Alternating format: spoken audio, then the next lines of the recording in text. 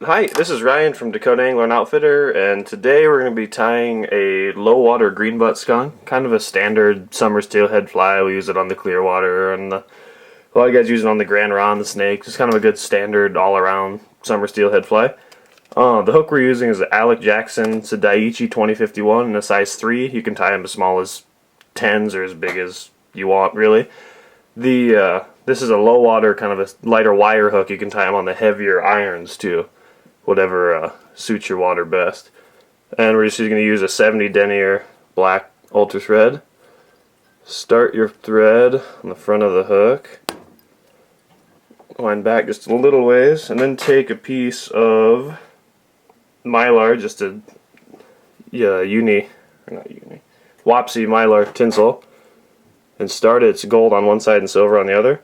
Start it with the gold side up, pretty close to the front of the hook. You're going to make your tag with this. So then wrap it with the silver side and go almost probably even with the point of the hook. Going back, maybe just a little bit forward of that, and then bring it back forward again. Your tag's only going to be maybe 3 turns of this wide, but if you wrap it the whole way back, starting at the front, you don't get the gap between your butt and your tag like you would if you just started it at the back. It just makes a cleaner looking fly in the end. So trim that off, and then take a piece of green or chartreuse unifloss, wind it back. Like I said, you want about 3, maybe 4 turns of your actual tag showing, and now you're going to make the butt. And make your butt about the same length as your tag, roughly. And just make sure you don't get any gaps in that.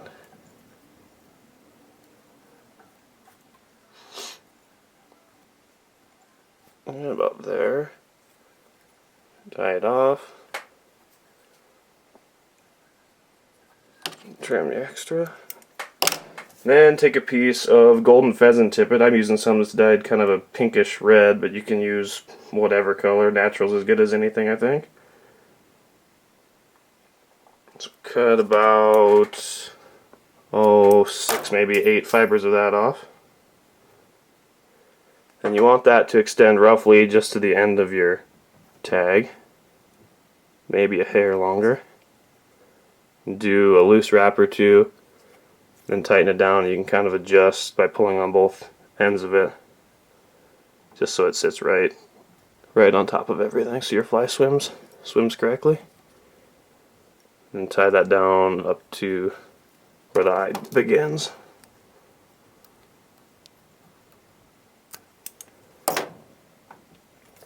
Okay, and then take a piece of oval tinsel, silver in this case. Yeah, medium's kind of a good starting point, but obviously depending on the size of fly you're tying, you can adjust as needed. Oops. Tie that down right back to where your tag starts, or your tail. Okay, and then we're going to use a black dubbing for the body. The particular kind isn't really terribly important, just something you can get a fairly clean looking body with. You don't want them real shaggy looking. Just really focus on your proportions on these flies, just the proportion of the tag to the butt, the tail, the body. That's what makes these look good. They're not terribly difficult flies to tie. It's just the proportions on them that make them look good or bad. So start that right in front of the tail and wind forward. And like I said, this is kind of a low water version, so this is going to be a more thin dressed fly than the traditional one. Actually has a chenille body, so it's way fatter than this. You want your body to be maybe between a third and a half the total length of the hook. And take your rib and evenly wind it up the hook. Should get 3-4 turns in on a body of this size. Tie it down. And trim that off.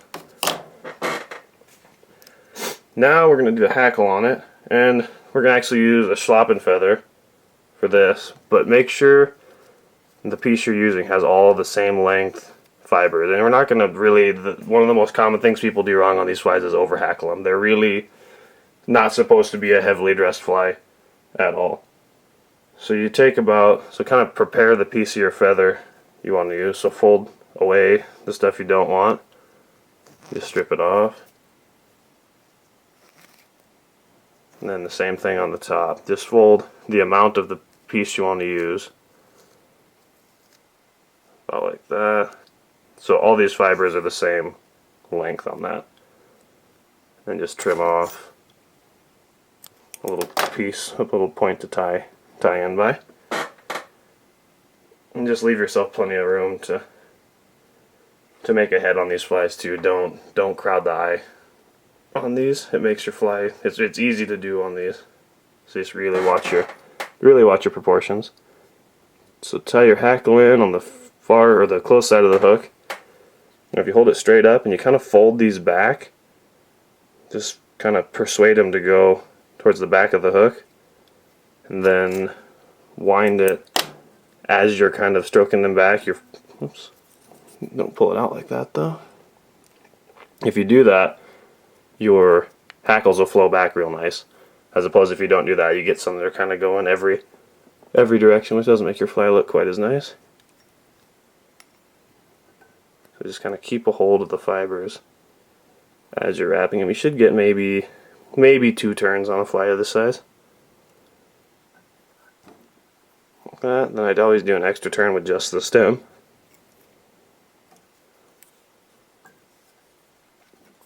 And tie that off.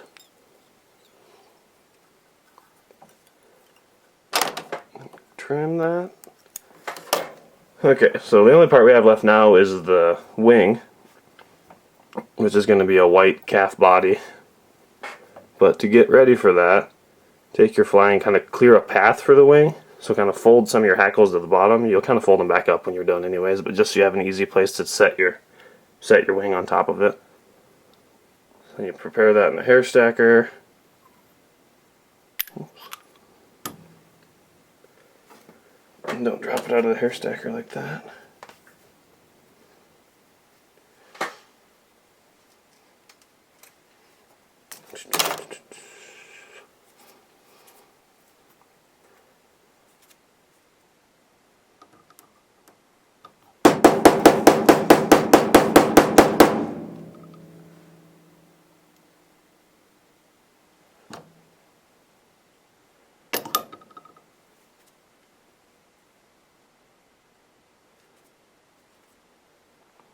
Okay, so then what I do is I want my wing to be about the length of the body. I want it to extend to about there.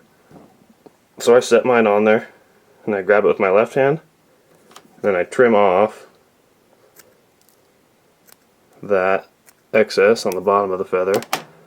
And you get a nice clean head this way, rather than tying it in and cutting it off and then trying to cover it up with thread. Just set it on there, do a couple loose turns, then tighten up on it.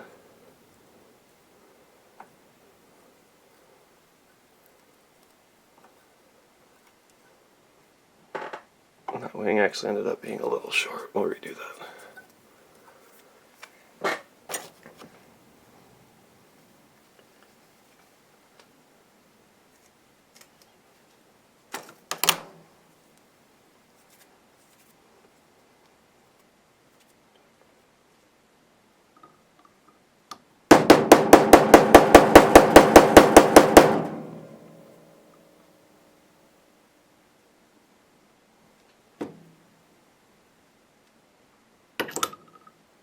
Alright, so your wing is going to be a calf body, white calf body for your wing.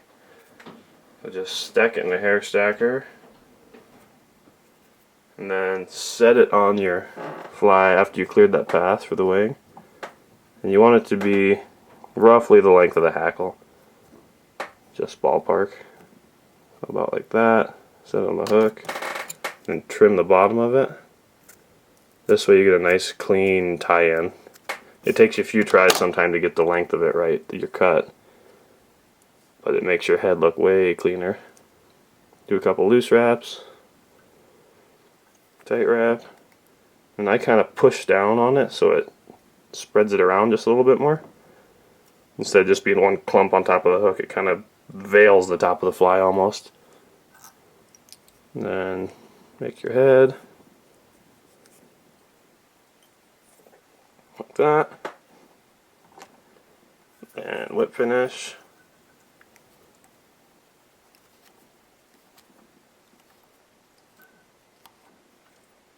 That. And then these flies too, especially because they have an exposed thread head on them, and it's pretty vulnerable to coming apart, even if it's just casting or hitting the rod or hitting rocks on the bank or whatever. So I always coat the heads of these with some sort of head cement, and just a little bit goes a long ways.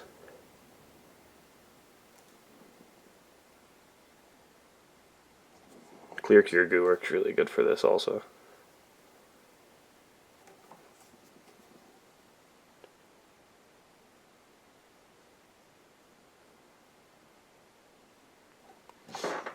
And that's it. Sometimes you get a fiber or two trapped in there like that. Like that. Well, that's it. Overall, it's a pretty easy fly. It's kind of a good starter fly to learn steelhead flies with. There's not a whole lot to it, and the proportions aren't terribly difficult. So it's a good fly to learn on, and an effective one at that.